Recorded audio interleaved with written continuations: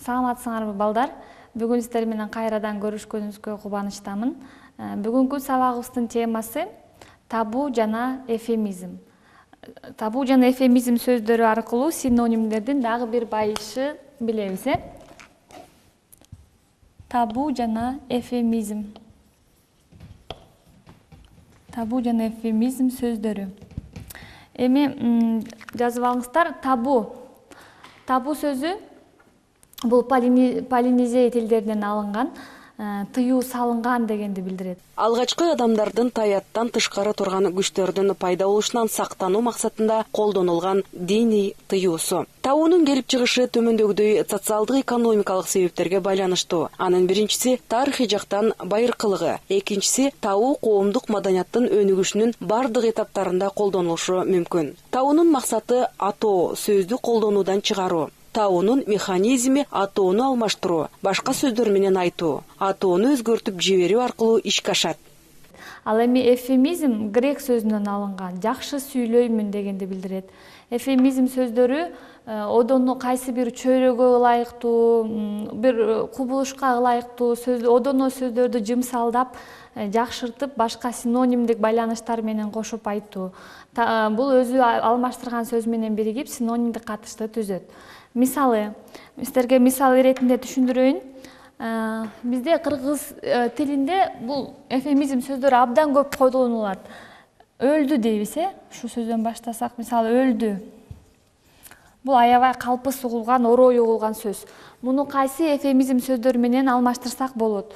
Муну көп алмашса, мисалы, дүйнөдөн өттү дейбиз. Дүйнөдөн өттү. Дүйнөдөн өттү дейбиз. Каза болду дейбиз, Каза болду. Каза болду дейбиз. Көз жумду дейбиз. Каза болду. Көз жумду дейбиз. Эми жана башка деп коелук дагы, анан ооз-эки айтып берейин силерге. Мында бизде көп сөздөр менен алмаштырабыз, муну эвфемизм сөздөр менен. Акыркы сапарга узады дейбиз. О дүйнө кетти дейбиз. Жана башка. Эвфемизм грек тилинен которгондо жакшы сүйлөймүн деген маанини берет. Кулакка жагымсыз угулуучу орой, адепсиз сөздөрдү шартка угуучунун психологиясына ылайык жымсалдаштырылып, маданиятташтырылып айтуу. Бул көрүнүш бул же тигил элдин үрп-адаты, маданияттуулук даражасы, эстетикалык туюму, этикалык нормаларды сактай билиши менен тыгыз байланыштуу. Мисалы, төрөдү деген ордуна көз жарды, боюнан бошоду деген сөздөр колдонулат. Эвфемизм тилди байытууда өзүнчө мааниге ээ. Биз азыр сиздер менен мисал катары Чыңгыз Айтматовдун Саманчынын жолу чыгармасынан мисалдарды карап көрөлүк. Сен ошентип жаздым болдуң, кенжетайым. Жаш кетип элдин эсинде да анча калган жоксуң. Мына бул сүйлөмдө жаздым болдуң дейт, Бул сүйлөмдө жаздым болдуң дейт. Бул өлдүң деген сөздүн эвфемизми болду. Жаздым болдуң деген сөздүн асыл-сызалы. Жаш кетип деген сөздөн дагы биз өлдүң деген эвфемизм деген сөздү башкача менен айтууну түшүндүк. 12ден бир гүлүң ачылбай кай жерге барып жалп эте түштүң экен дейт. Жалп эте түштүң деген дагы бул кай жерден барып өлдүң деген деп айтып койбостон мында эвфемизм менен алмаштырды. Дагы ооз-эки айта кетсем, ушул жерде эле кайра Толгонайдын сөзү бар. Бала да түштү, Алимандын да жаны кете баштады дейт. Алиман дагы узай баштады, кете баштады деп эвфемизм менен бул жерден Чыңгыз Айтматовдун дагы ушу көркөм сөз чеберчилигин байкасак болот да. Бир эле өлдү деген сөздү канча сөз менен алмаштырдык. Кайра эле ушул чыгармадан ооз-эки да айтып кетейин. Экөөбүз тең күнүбүз өчтү, айыбыз өчтү, экөөбүз тең окшошкон жесирбиз апа деп Алиман кыйкырды дейт. Күнүбүз өчтү, айыбыз өчтү деген кандай күчтүү салыштыруулар. Азыр мисал келтире кетелик. Дагы адабиятыбызда эвфемизм менен өлдү деген сөздүн берилиши, мисал карап көрсөк, жапасы күчтүү замана, жабыркатты адамды, сен алыстан келгенче аткардык жалгыз балаңды. Күлгүндү кийип кирдеткен, күлүктү минип тердеткен, көкүгүң жалгыз топчубай күн тийбес жайга жол чеккен деп атактуу ырчы Коргол Токтогул алыстан Сибирден келгенде баласынын кайтыш болгону ушинтип угушкан экен. Бул жерде кайсыл жерден эфемизмди көрүп жатабыз. Мисалы, аткардык дейт, аткардык жалгыз балаңды. Дагы эмне дейт? Күн тийбес жайга жол чеккен дейт, күн тийбес жайга жол чеккен дейт.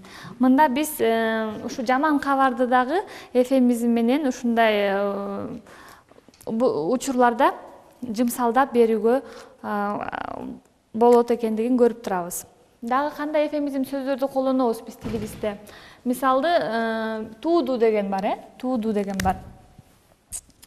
Тууду деген бул дагы кулакка одоно угулат. Туудуну биз кандай эфемизм сөздөр менен алмаштырса болот? Колун бооруна алды дейбиз. Колун бооруна алды. Төрөдү дейбиз. Төрөдү деп айтабыз, бул да синонимдик өзүнчө бир катыштарды түзүп атат. Төрөдү, көз жарды дейбиз, көз жарды дейбиз. Ошондой эле, мисалы, боюнда бар аялды дагы биз анда жымсалдап эфемизмдер менен, мисалы, кош кат дейбиз. Кош кат боюнда бар дегенди. Боюнда бар. Кош кат, жүктүү деген эфемизм сөздөр менен биз муну жымсалдап жакшы сүйлөп келебиз. Бирок эфемизмди дагы орундуу пайдаланыш керек. Муну эгер билбестен биз жаныбарларга колдонуп алсак, бул башкача бир маанини жаратат.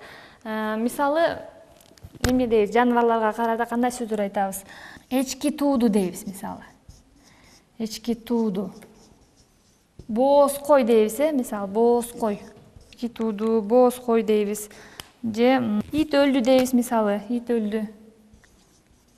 Бул жаныбарларга байланышкан сөз айкаштары. Эми ушуну караңыздар.